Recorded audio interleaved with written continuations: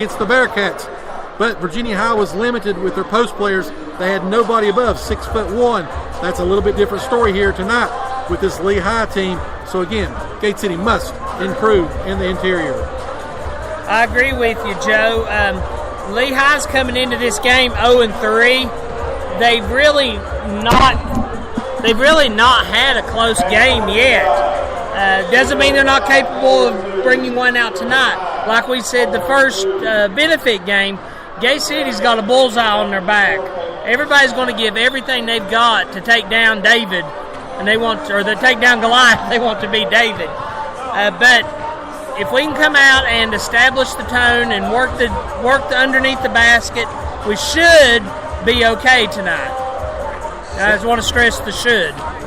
Second thing I want to mention again here on the James River Advisors pregame show, Gate City must be disciplined and play their game. You know, we alluded to with the girls, just as we mentioned with them, our guys have got to stay disciplined. They must dictate the speed of the game, the tempo, the style that suits them. They don't need to get an up and down game or slow down too much if they are wanting to. So we've got to be able to do the things we do better than Lehigh. I agree. I think if we can get some players subbed in and out, keep some fresh legs in, and just run them to death, I think that'd be a good game plan for tonight. Again, and the third thing, we talked about this, and they did a better job the other night. They've got to run their offensive sets and plays, not relying on that simple isolation offense. You know, whenever we moved the ball well the other night, we played extremely well when we were making that extra pass. But we sort of got into, again, Virginia High was just running down the court sort of haphazardly. We started shooting some threes. We weren't connecting on all of them, and it kind of was sort of stagnant there for a while. We've got to stay disciplined, and we've got to run our offense and run it and see it through. Street ball is what I call it. When they stop running their plays and it's just dribble down the court and shoot, not much happens. When the boys come out and they run their set plays, they score, and they score a lot. They've just, for some reason, got to get out of that mindset of doing what they've done the last couple of games, which they've kind of had these mental letdowns in the second quarter of both games. Yeah, they sort of get stagnant. They kind of, I don't know if they get just glad or to be up, or I don't know, the whole, you know, somebody, I was listening to Sports Center, they were talking about the Golden State Warriors were kind of in, you know, some of those kind of matchups. They kind of almost not got bored, but they started doing things that were kind of uncharacteristics, just, you know, and we got to stay away from that. We've got to play our game and be disciplined as we move forward. Fourth thing I think we've got to do is, again, we've got to continue and develop additional offensive weapons. Irvin and Dean, again, those are the dominant scorers. We know that. Everybody knows that. They're going to go after them. Luke Reed, you know, just for example, the other night, 10 points, 10 rebounds. In the girls' game, we talked about a Kate Pendleton stepping up. We've got to have a consistent third or fourth scorer. We've got to be able to alleviate some of the pressure on them. Again, these guys are going to do, again, what Virginia High did, start sort of sagging down, trying to chip off, double team almost, and we've got to have that third or fourth guy to step up. I think from the first game to the second game, Dondre Mack really impressed me. He's come off the bench, and he's absolutely given 100% every second he's been on the court. And you can see a lot of growth out of him in that second game. If he continues to do that, he's going to be a major factor before the end of the season. You know, he is, as we talked about in football, he's just a naturally gifted athlete. He does so many things well. You know, interested to see what kind of pressure he can put on somebody, especially, you know, on the offensive side. So, matchup of the night, I think, is going to be John Compton, our point guard.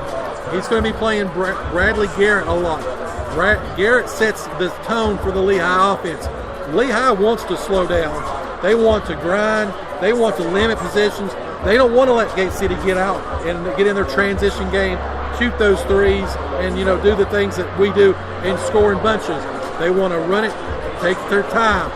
If Compton can force him to get the ball out of his hands quicker than what he wants to do, we'll have a better shot again of disrupting him and getting into our transition game.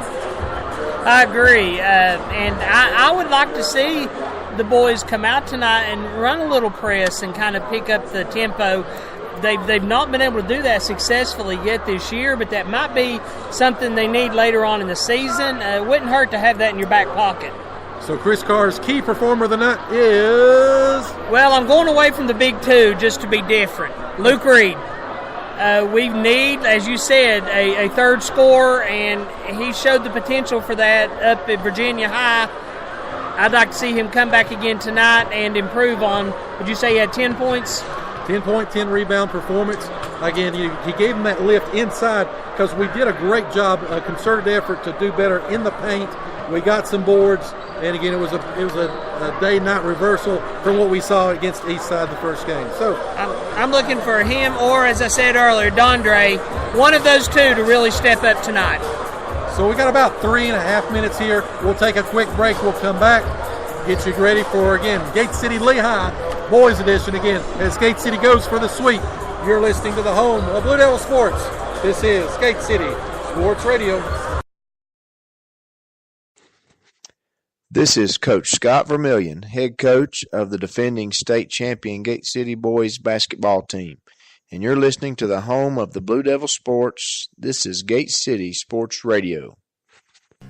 When we sit down with a family at Trinity Funeral Home, we have just one goal: to create a fitting, memorable, and affordable service for their loved one. Together, we explore a wide variety of services and products available.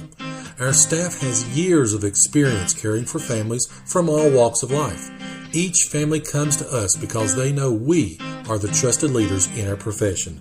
So give us a call today at Trinity Funeral Home at 423-723-8177. Again, that's 423-723-8177. Again, Trinity Funeral Home.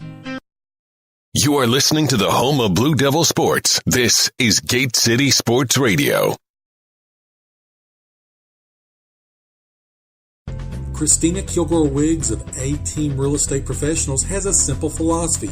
Clients come first. She fights for her clients' best interest and will pledge to stay in constant communication with them throughout the entire buying or selling process. And she doesn't measure her success through achievements or awards, but through the satisfaction of her clients. So give her a call today at 423-360-0092. Again, that's 423-360-0092. Christina Kilgore-Wiggs of A-Team Real Estate Professionals. You are listening to the home of Blue Devil Sports. This is Gate City Sports Radio. Sports Radio.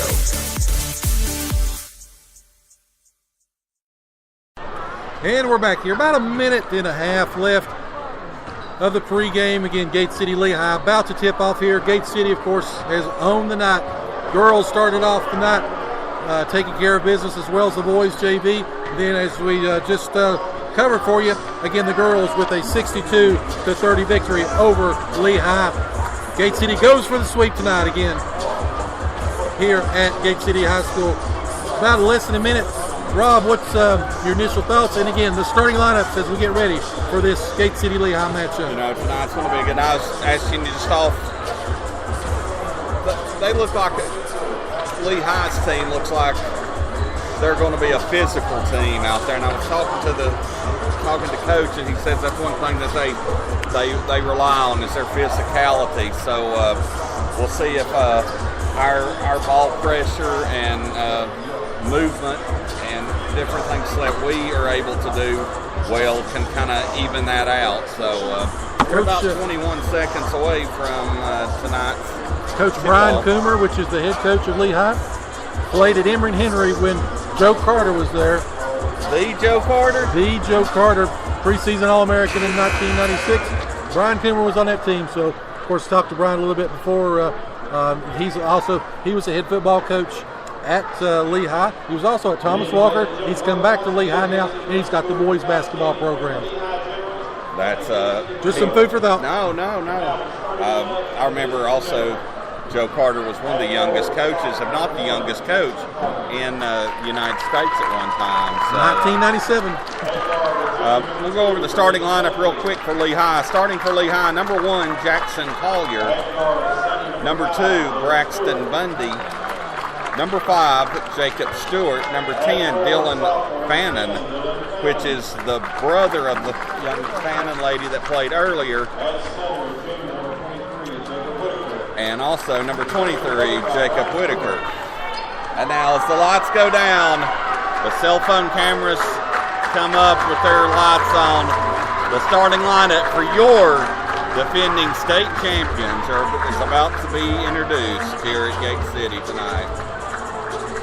And now, starting lineup for your defending 2A state champion, Gate City Blue Devils. You hear the crowd tonight, a huge crowd for a Wednesday night. Starting at guard tonight, Bradley Dean.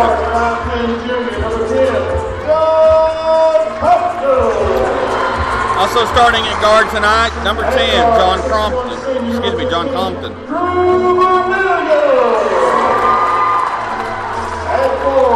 Marked as also a guard, number 15, Drew Vermillion. Our forward/center, John Sally.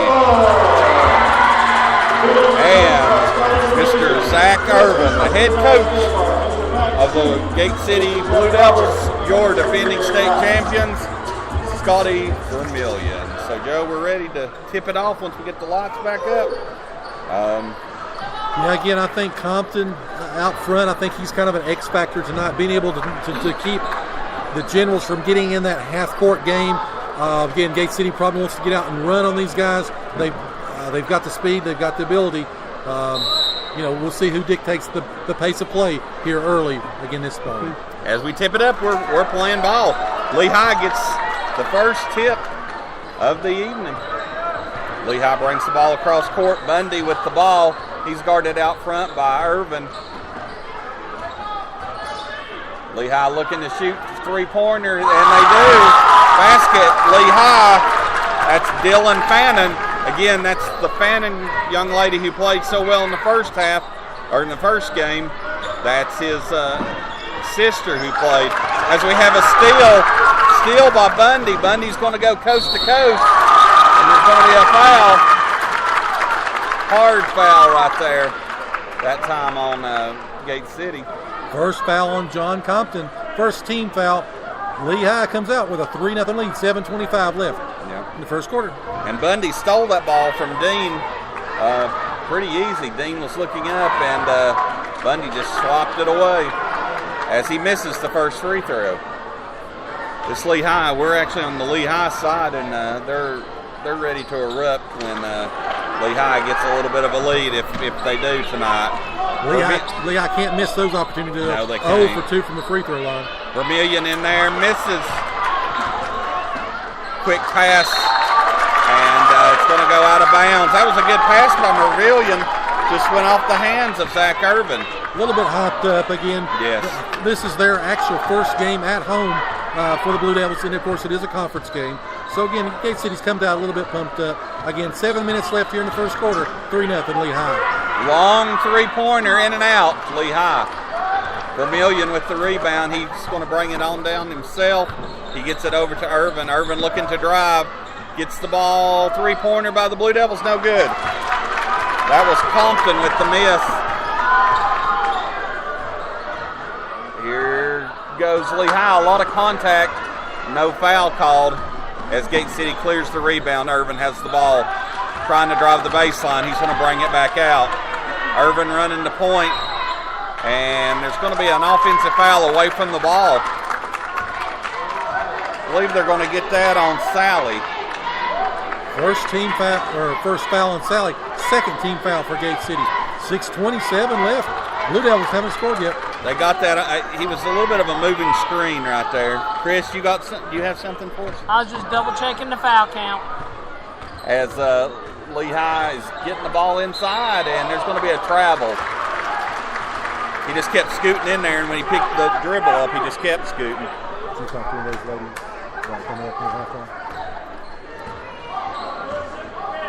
So here comes Gate City. Lehigh's, they're in a man-to-man defense as well. Tight man-to-man on Zach. Zach is able to drive the ball and make it. Count it. Zach Irvin able to get over the defender that time. Zach wanted it more. First foul on Jackson Collier. And